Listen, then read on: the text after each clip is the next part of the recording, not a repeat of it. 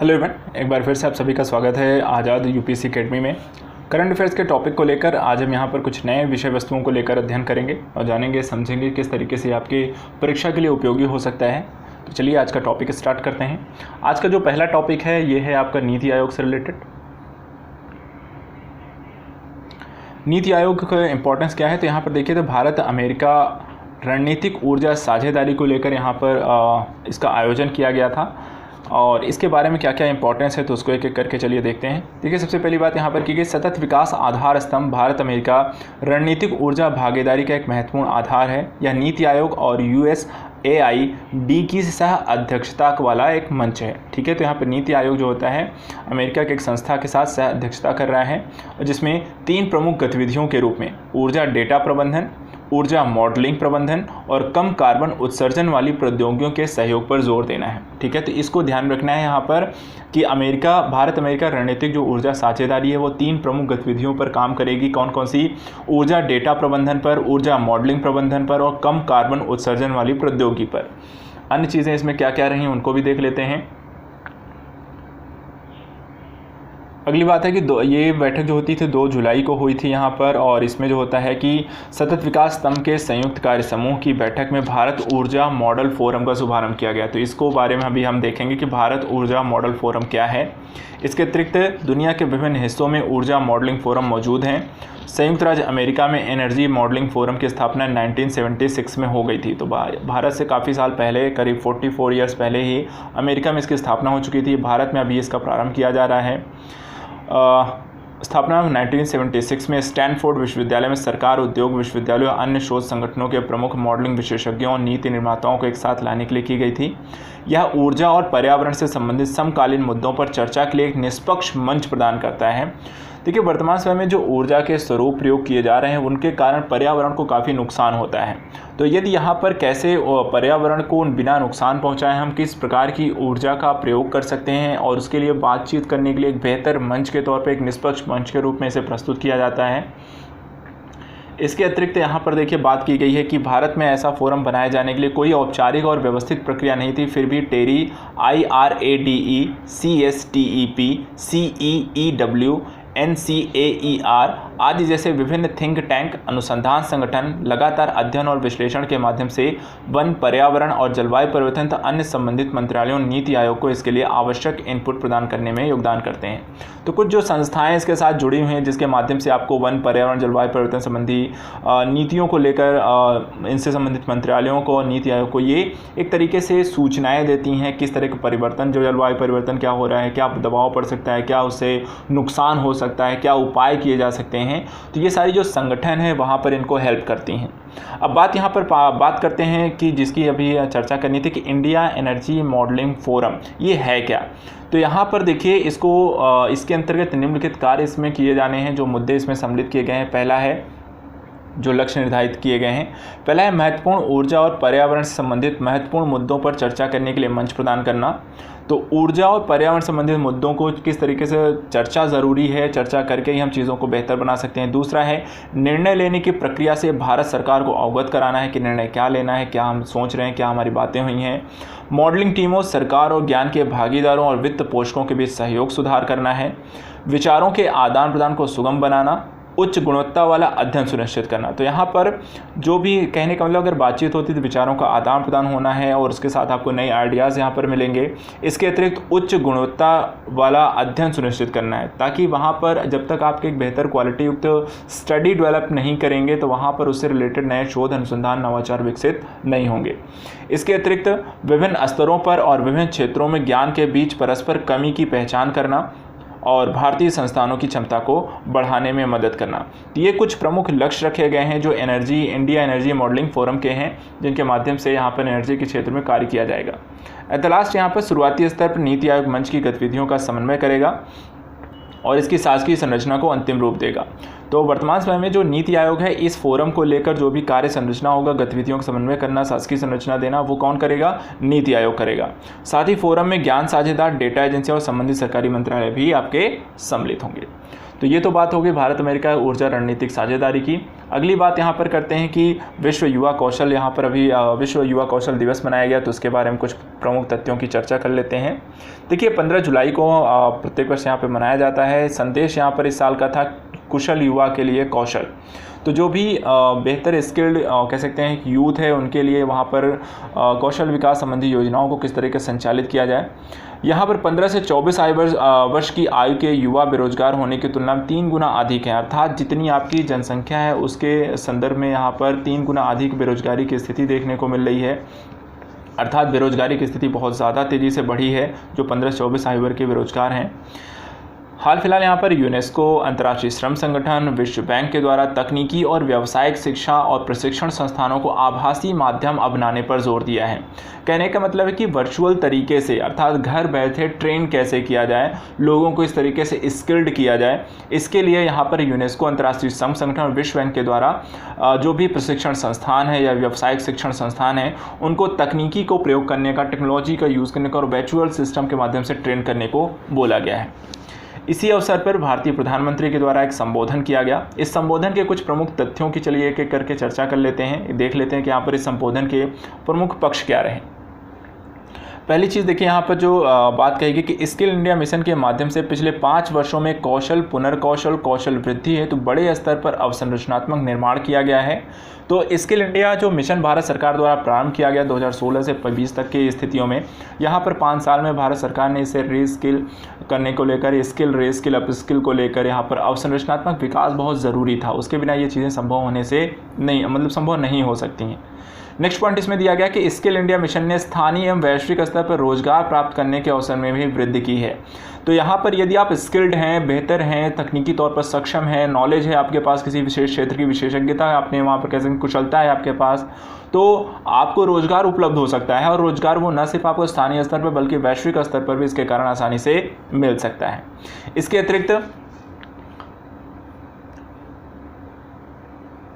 अतिरिक्त इसमें कहा गया कि पूरे भारत में 100 से अधिक प्रधानमंत्री कौशल विकास केंद्रों की स्थापना की गई, जिसमें ITI पारिस्थितिकी की क्षमता में वृद्धि हुई। तो यहाँ पर कौशल विकास केंद्रों का निर्माण कर देने से वहाँ पर नए स्तर पर एक शिक्षण कैसे कौशल भी हुआ, साथ ही कुशलता भी में वृद्धि की गई। इससे क्या हुआ कि जो ITI पर एक बोझ पड़ता था उसका भी कार्य और क्षेत्र का दायरा यहाँ पर बढ़ गया और वहाँ पर संख्या जो होती काफ़ी बड़े स्तर पर लोगों को इसके अंतर्गत ट्रेन किया गया। संख्या देखिए, पिछले 5 वर्षों में 5 करोड़ से अधिक युवाओं को कौशल युक्त बनाया गया है। तो पिछले 5 वर्षों का जो आंकड़ा कहता है कि 5 करोड़ युवाओं को कुशल बनाया गया है। इसके अतिरिक्त कुशल नियोक्ता एवं कर्मचारी की मैपिंग करने के कारण रोजगार ढूंढना आसान हुआ है। तो एक नई योजना लेकर, जिसे असीम योजना कहते हैं, जिसमें कि कुछ आपका जो भी एम्प्लॉई है या जो एम्प्लॉयर है, दोनों को एक मैपिंग के थ्रू वहाँ पर की जाती है कि वहाँ पर जो चाहे वो माइग्रेंट हों, अर्थात जो भारत से के बाहर रह रहे हैं वो भारत में आकर रह रहे हों, उनके लिए भी। तो रोज़गार किसको प्राप्त करना है या फिर रोज़गार कौन दे रहा है, दोनों को होते हैं आंकड़े जो होते हैं सरकार के पास यहाँ पर उपस्थित होने चाहिए, जिसके कारण से वो दोनों के कह सकते हैं कि एक वहाँ पर किसको जॉब चाहिए, किसको लेना है, तो वहाँ पर एक संयोजन स्थापित हो पाएगा और लोगों को तेज़ी से वहाँ पर जॉब मिल सकेंगी। उनको ढूंढना जॉब ईजिली आसान हो जाता है और जिसको जॉब देना है तो उसको भी अपने अनुरूप वहाँ पर कुशल लोगों को आसानी से उनकी प्राप्ति हो जाएगी। तो इस तरीके से एक बेहतर समन्वय यहाँ पर स्थापित हो पाएगा। इसके अतिरिक्त कौशल जीवन एवं उत्साह का भी माध्यम है, ना जैसे कि आजीविका का है। तो बेसिकली लोग कहते हैं कि जिस तरीके से आपको स्किल्ड होना ना सिर्फ आपकी एक बेहतर जीवन शैली के लिए ज़रूरी है, आजीविका के लिए ज़रूरी है, रोजगार के लिए ज़रूरी है, उसके साथ साथ आपके जीवन और उत्साह का भी एक बेहतर माध्यम यहाँ पर बताया जाता है। तो इस तरीके से ये कुछ प्रमुख तथ्य रहे हैं जो प्रधानमंत्री मोदी के भाषण में रहे हैं। इसके अतिरिक्त एक योजना भी इसी के दौरान यहाँ पर विकसित की गई है। गोल एक पोर्टल, गोल का मतलब होता है going online as a leader. तो यहाँ पर इसके अंतर्गत इस योजना के अंदर काम क्या किया गया है, तो देखिए going online as a leader जो गोल योजना है एक वेब पोर्टल है और इस वेब पोर्टल के माध्यम से यहाँ पर आदिवासी युवाओं के कौशल विकास व सशक्तिकरण हेतु समर्पित किया गया है। तो जो आदिवासी क्षेत्रों में रहने वाले जो युवा हैं उनको बहुत पिछड़े होते हैं, वो मेन संदर्भ से कह सकते हैं कि आपको मुख्य सामाजिक धारा में जुड़ नहीं पाते हैं या फिर उनके लिए विकास के उतने अवसर नहीं होते हैं या उतने वो कुशल आज की वर्तमान तकनीकी के अनुरूप वहाँ पर नहीं होते हैं। इसलिए उनको सशक्तिकरण अर्थात उनको एम्पावर करने के लिए, साथ ही वहाँ पर उनको स्किल्ड बनाने के लिए इस योजना को प्रारंभ किया गया है। तो गोल जो पोर्टल प्लेटफॉर्म के माध्यम से यहाँ पर 5000 आदिवासी प्रशिक्षुओं को अनुभवी प्रशिक्षणकर्ता के साथ जोड़ा जाएगा। तो यहाँ पर जो लक्ष्य रखा गया है, इस एक ये पोर्टल है, एक ऑनलाइन प्लेटफॉर्म पोर्टल है, इसके माध्यम से 5000 आदिवासी प्रशिक्षु जो वहाँ पर स्किल्ड होना चाहते हैं उनको जोड़ा जाएगा। और किसके साथ जोड़ा जाएगा? अनुभवी प्रशिक्षणकर्ता के साथ जोड़ा जाएगा। तो ये एक बहुत अच्छी यहाँ पर पहल है। इसके साथ साथ इसमें कुछ अन्य पॉइंट भी ऐड किए गए हैं, जैसे कि प्रशिक्षण क्षेत्र में, मतलब आपको प्रशिक्षण, इन आदिवासी प्रशिक्षुओं को किन किन चीज़ों के या किन किन क्षेत्रों में प्रशिक्षण दिया जाएगा। तो प्रशिक्षण के जो क्षेत्र हैं जैसे कि डिजिटल साक्षरता, जीवन कौशल, नेतृत्वकर्ता एवं उद्यमी, इन 3 क्षेत्रों में यहाँ पर आपको ट्रेंड किया जाएगा, आपको प्रशिक्षण दिया जाएगा। इसके अतिरिक्त प्रत्येक प्रशिक्षणकर्ता 2 प्रशिक्षुओं को प्रशिक्षण देगा, अर्थात एक व्यक्ति के नीचे सिर्फ 2 लोगों को वो ट्रेन करेगा, क्योंकि बहुत ज़्यादा संख्या होने से कई बार आप अच्छे से ध्यान नहीं दे पाते हैं। तो ये भी एक अच्छी प्रक्रिया है। साथ ही जो प्रशिक्षणकर्ता होगा वो अपने क्षेत्र का विशेषज्ञ होगा। इसके अतिरिक्त प्रशिक्षणकर्ता एवं प्रशिक्षु समान भाषा का प्रयोग करने वाले और समान व्यवसाय से संबंध रखने वाले होंगे। ऐसा नहीं कि जैसे कि होता है कि मैथ के टीचर को वहाँ पर अगर, तो इस तरीके से इसमें कि जो भी संबोधन किया गया, गोल यहाँ पर जो प्लेटफॉर्म बनाया गया है, तो एक तरीके से देखा जाए तो आदिवासी युवाओं के प्रशिक्षण की बात करता है और बेहतर तरीके से वो सीख सकें, इसलिए वो आसान भाषा में और सेम लैंग्वेज में उसे सिखा सकें। तो ऐसे लोगों को यहाँ पर एक दूसरे के साथ जोड़ा जाएगा। तो ये तो बात हो गई यहाँ पर स्किल इंडिया से रिलेटेड। अगली टॉपिक यहाँ पर आता है, अगला टॉपिक है न्यूमोकोकल पॉलीसेकेराइड कंजुगेंट टीका। तो ये एक नया टीका यहाँ पर पूर्णतः स्वदेशी आधार पर इसे विकसित किया गया है। तो आइए देखते हैं क्या है। भारतीय औषधि महानियंत्रक द्वारा इसे मंजूरी दी गई है। पूर्ण स्वदेशी तरीके से इसे विकसित किया गया है। विकसित किसने किया है? Messrs serum institute of India private limited Pune के द्वारा इसे विकसित किया गया है। इस टीके का परीक्षण जाम्बिया में किया गया था और यह टीका शिशुओं में स्ट्रेप्टोकोकस न्यूमोनिया कारण होने वाले रोग न्यूमोनिया के लिए प्रयोग किया जाएगा। यह इंजेक्शन के जरिए सीधे मांसपेशियों में दिया जाएगा। तो इसको ध्यान रखना है, न्यूमोकोकल पॉलीसेकेराइड कंजुगेंट जो टीका है वो आपको निमोनिया बीमारी के लिए शिशुओं को दिया जाता है, जो कि स्ट्रेप्टोकोकस न्यूमोनिया के कारण वहाँ पर फैलता है। इसे बनाया भारत के द्वारा गया है, भारतीय कंपनी द्वारा, जो कि पूर्ण रूप से स्वदेशी तकनीक से विकसित किया गया है। इसके अतिरिक्त भारतीय डिजिटल अर्थव्यवस्था में गूगल ने निवेश किया है। इसके लिए यहाँ पर वर्तमान में गूगल के मुख्य कार्यकारी अधिकारी सुंदर पिचाई ने भारत के डिजिटल क्षेत्र को मजबूत करने के लिए 10 बिलियन के निवेश की यहाँ पर घोषणा की है और ये एक बहुत बड़ी घोषणा है भारत के डिजिटलीकरण में। गूगल ने इससे पहले रेलवे के साथ भी वहाँ पर एक समझौता किया था, जहाँ पर 400 स्टेशनों को वाईफाई करने की सुविधा भी दी थी। अब यहाँ पर इसमें भारत में सरकार के डिजिटल अभियान कार्यक्रम को इससे बल मिलने वाला है, क्योंकि जिस तरीके से भारत डिजिटलाइजेशन की प्रक्रिया लेकर आ रहा है, भारत की अर्थव्यवस्था को डिजिटल इकोनॉमी में तब्दील करना चाहता है, लेस कैश इकोनॉमी में तब्दील करना चाहता है, उसके लिए बहुत ज़रूरी है डिजिटलाइजेशन। तो यहाँ पर देखिए गूगल के निवेश से जुड़े कुछ प्रमुख बिंदुओं की चर्चा कर लेते हैं। यह अनुमान है कि भारत 2025 तक 1 ट्रिलियन डिजिटल अर्थव्यवस्था का देश बन जाएगा। 2025 तक भारत 1 ट्रिलियन डिजिटल अर्थव्यवस्था का देश बन जाएगा। यह निम्न क्षेत्रों में सहयोग करेगा। सभी भारतीयों ने उनकी भाषा में आसान तथा वहनीय सूचना की पहुंच को सुनिश्चित करना होगा। भारतीयों को उनकी आवश्यकता अनुसार सेवा तथा नए उत्पादों को पहुंचाना, डिजिटल ट्रांसफॉर्मेशन तथा नवीन तकनीकियों के माध्यम से बिजनेस में सहायता और कृत्रिम बुद्धिमत्ता की सहायता से स्वास्थ्य, शिक्षा और कृषि में बढ़ोतरी करना। तो मूलतः जो गूगल के द्वारा जो निवेश किया जाएगा उससे भारत की डिजिटल इकोनॉमी को तब्दील करना, सूचनाओं की पहुँच सभी भारतीयों को सुनिश्चित करना और उनकी भाषा में सुनिश्चित करना। इसके अलावा नवीन डिजिटल ट्रांसफॉर्मेशन, नवीन तकनीकों को विकसित करना और कृत्रिम बुद्धिमत्ता अर्थात आर्टिफिशियल इंटेलिजेंसी का प्रयोग करते हुए स्वास्थ्य, शिक्षा और कृषि क्षेत्र में बढ़ोतरी करने के बारे में यहाँ पर चर्चा की गई है। इसके अतिरिक्त डिजिटल भारत के बारे में और कुछ देख लेते हैं। डिजिटल इंडिया कार्यक्रम का उद्देश्य देश को डिजिटल रूप से सशक्त समाज और ज्ञान अर्थव्यवस्था में परिणत करना है। तो मूलतः जो डिजिटल इंडिया कार्यक्रम है उसके माध्यम से हम अपने देश को एक ऐसे डिजिटली सशक्त समाज में तब्दील करना चाहते हैं जिसके पास डिजिटल ज्ञान और अर्थव्यवस्था के रूप में हम विकसित हों। इसके अतिरिक्त यह कार्यक्रम इलेक्ट्रॉनिक्स और सूचना प्रौद्योगिकी विभाग के द्वारा परिकल्पित प्रकृति किया गया है और डिजिटल इंडिया कार्यक्रम परिवर्तनकारी प्रकृति का है, जो यह सुनिश्चित करेगी कि सरकारी सेवाएं इलेक्ट्रॉनिक रूप से नागरिकों के लिए उपलब्ध हों।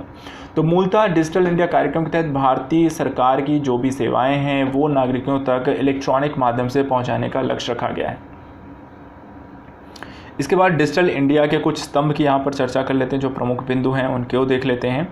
देखिए, डिजिटल इंडिया के जो स्तंभ हैं, ब्रॉडबैंड जो होते हैं हाईवेज़ को विकसित करना है, ब्रॉडलैंड हाईवेज़ हैं, इसमें मोबाइल कनेक्टिविटी के लिए सार्वभौमिक पहुंच को सुनिश्चित करना है, पब्लिक इंटरनेट एक्सेस कार्यक्रम विकसित करने हैं, ई गवर्नेंस प्रौद्योगिकी के माध्यम से शासन में सुधार करना है, ई क्रांति द्वारा सेवाओं की इलेक्ट्रॉनिक डिलीवरी सुनिश्चित करनी है, सभी के लिए सूचना की पहुंच को सुनिश्चित करना, इलेक्ट्रॉनिक्स विनिर्माण को बढ़ावा देना, रोजगार हेतु सूचना प्रौद्योगिकी को प्रयोग करना और अर्ली हार्वेस्ट कार्यक्रम के माध्यम से कृषि क्षेत्र में विकसित एक्सेस को विकसित करना। तो इस तरीके से अगर हम देखें तो डिजिटल इंडिया किसी पर्टिकुलर एक क्षेत्र में काम नहीं कर रहा है, बल्कि हर एक क्षेत्र में इलेक्ट्रॉनिक, ई गवर्नेंस, ई तकनीकी, mobile connectivity, broadband, internet access, इसके माध्यम से हर एक क्षेत्र में अपनी पहुंच को सुनिश्चित करेगा। अगर भविष्य में ऐसा होता है तो कह सकते हैं जीवन शैली के अंतर्गत आने वाले सभी प्रकार के कार्यों को आप घर बैठे बिना कहीं गए और सभी प्रकार की जो सूचनाएं हैं आपको उपलब्ध हो जाएंगी और आपको कहीं किसी प्रकार के विभाग इत्यादि के चक्कर लगाने की ज़रूरत नहीं पड़ेगी। तो ये तो हो गया डिजिटल इंडिया कार्यक्रम की। अब बात करते हैं प्रधानमंत्री फसल बीमा योजना को लेकर। इसको लेकर ऑलरेडी काफ़ी चर्चाएँ हो चुकी हैं, लेकिन फिर भी कुछ चीज़ें हैं जिस कारण ये चर्चा में रहा है, तो आइए देखते हैं। वर्तमान समय में फसल बीमा योजना को लेकर हाल ही में केंद्रीय वित्त एवं कॉर्पोरेट कार्य मंत्री श्रीमती निर्मला सीतारमण ने वीडियो कॉन्फ्रेंसिंग के जरिए इस कार्यक्रम को यहाँ पर संचालित किया है, जिसके माध्यम से यहाँ पर इस बैठक में योजना के तहत बीमा के दावों का समयबद्ध निस्तारण और सुनिश्चित करने के लिए राज्यों द्वारा प्रीमियम सब्सिडी जारी करने की ज़रूरत पर जोर दिया है। तो एक तरीके से देखा जाए तो यहाँ पर जो भी बीमा प्रोवाइड किया जाता था, जो फसल ख़राब होने पर एक बीमा प्रोवाइड करती है सरकार, तो उसके लिए किस तरीके से सही समय पर प्रीमियम सब्सिडी के द्वारा इसे पूरा किया जा सके, उसको लेकर इसे प्रारंभ किया गया था। यहाँ पर इसको समीक्षा की गई है। इसके अतिरिक्त अगर हम देखें तो फसल बीमा योजना के बारे में थोड़ी बहुत जानकारी ले लेते हैं। देखिए, इसकी जो प्रारंभ इसको किया गया था, प्रधानमंत्री फसल बीमा योजना का जो शुरुआत हुई थी 13 जनवरी 2016 को किया गया। अधिसूचित क्षेत्रों में फसल उगाने वाले पट्टेदारों को भी इस योजना का लाभ मिलेगा। किसके? अधिसूचित क्षेत्रों में फसल उगाने वाले पट्टेदारों को भी इसका लाभ मिलेगा। इसमें सभी खाद्य फसलें जैसे अनाज, बाजरा, दालें, तिलहन, वार्षिक बागवानी, सभी फसलों को फसल बीमा योजना के तहत आपको कवर किया जाएगा। इसके अतिरिक्त इस योजना के जो प्रमुख उद्देश्य हैं, जिसमें प्राकृतिक आपदाओं, कीट और रोगों के परिणाम स्वरूप अधिसूचित फसल में किसी की विफलता की स्थिति में किसानों को बीमा कवरेज और वित्तीय सहायता प्रदान करना है। प्राकृतिक आपदाओं, कीट, रोगों के परिणाम स्वरूप अधिसूचित फसल में किसी भी विफलता की स्थिति में किसानों को बीमा कवरेज और वित्तीय सहायता प्रदान करेगा। इस ध्यान रखिएगा। इसके अतिरिक्त कृषि में किसानों की गलत प्रक्रिया सुनिश्चित करने के लिए उनकी आय स्थायित्व देना, कृषि में नवाचार व आधुनिक तकनीकी को बढ़ावा देना और कृषि क्षेत्र के ऋण के प्रवाह को सुनिश्चित करना इसमें सुनिश्चित किया गया। तो ये उद्देश्य है यहाँ पर कि ऋण को उनको मिले, आपको इनोवेशन और आधुनिक तकनीकी का इसमें प्रयोग किया जाए, और फसल चाहे वो प्राकृतिक आपदा के कारण खराब हो या उनको कोई रोग लग जाए या किसी प्रकार के कीट के कारण खा लिए जाएँ, तो वहाँ पर भी सभी प्रकार की स्थितियों में उनकी फसल को उसमें संरक्षित किया जाएगा, उनको बीमा वहाँ पर प्रोवाइड कराया जाएगा। जोखिमों से सुरक्षा के संदर्भ में देखिए क्या क्या यहाँ पर ऐड किया गया है। तो रबड़ी फसल के लिए है मुख्य असल, बाढ़, सैलाब, कीट एवं रोग, भूस्खलन, प्राकृतिक आग, बिजली, तूफान जोखिम के लिए बीमा कवर प्रदान किया जाएगा। तो यहाँ पर रबड़ी फसल के लिए यहाँ पर ये सारी चीज़ें हैं। इसके अतिरिक्त आपको कटाई के बाद होने वाले नुकसान, जैसे कि फसल कटाई के बाद चक्रवात, बारिश, विशिष्ट खतरों से उत्पन्न हालात के लिए कटाई से अधिकतम 2 सप्ताह के लिए कवरेज उपलब्ध कराया जाएगा। इसके लिए बुआई से रोग संबंधी जोखिम, जैसे कि बीमा वाले क्षेत्र में कम वर्षा या खराब मौसम के परिस्थितियों के कारण उत्पन्न रोग के कारण वहाँ पर आपको बीमा दिया है। ये आपको जोखिमों से अर्थात किन किन जोखिम से सुरक्षा अर्थात बीमा आपको दिया जाएगा। इनके कारण यदि आपकी फसल को या किसी प्रकार का नुकसान हो, चाहे कटाई के बाद हो, चाहे बुआई के समय हो, चाहे उसके बीच में हो जाए, किसी भी समय आपकी फसल को कोई भी नुकसान हो रहा है तो वहाँ पर आपको कवर किया जाएगा। बुआई से रोग संबंधी जोखिम में बीमा वाले क्षेत्र में कम वर्षा या खराब मौसम की परिस्थितियों के कारण उत्पन्न रोग के कारण वहाँ पर आपको प्रोवाइड कराई जाएगी बीमा। इसके अतिरिक्त स्थानीय आपदाएं, जैसे कि अधिसूचित क्षेत्र में मूसलाधार बारिश, भूस्खलन और बाढ़ जैसे जोखिम की घटना से प्रभावित खेतों को उत्पन्न क्षति, किसानों को खरीफ फसल के लिए 2%, रबी फसल के लिए 1.5% और बागवानी फसलों के लिए 5% प्रीमियम यहाँ पर भरना है। तो किसानों को कितना देना है? खरीफ फसल के लिए 2%, रबी फसल के लिए 1.5%, बागवानी फसलों के 5% किसानों को प्रीमियम यहाँ पर देना है। तो ये हो गया आपके फसल को लेकर। एट द लास्ट यहाँ पर एक टॉपिक आपको आता है ई लोक अदालत। ई लोक अदालत को लेकर यहाँ पे जान लीजिए, छत्तीसगढ़ के बिलासपुर जिले में भारत की पहली राज्य स्तरीय ई लोक अदालत की शुरुआत की गई है। पहली राज्य स्तरीय ई लोक अदालत की शुरुआत की गई, इसको ध्यान रखिएगा। छत्तीसगढ़ के बिलासपुर जिले में भारत की पहली राज्य स्तरीय ई लोक अदालत की शुरुआत की गई है। ई लोक अदालत उच्च न्यायालय के साथ सभी जिला न्यायालयों और तहसील न्यायालयों में भी आयोजित की जा रही है। ठीक है, तो ऐसा नहीं है कि ई लोक अदालत कोई अलग से है, बल्कि इसे उच्च न्यायालय, जिला न्यायालय और तहसील न्यायालयों में इलेक्ट्रॉनिक तरीके से वहाँ पर विकसित किया जा रहा है। और इसके साथ ही यह देश के न्यायिक इतिहास में पहली बार हो रहा है जब लोक अदालत वीडियो कॉन्फ्रेंसिंग के माध्यम से होगा, जिसमें पक्षकार वकील को न्यायालय आने की ज़रूरत नहीं होगी।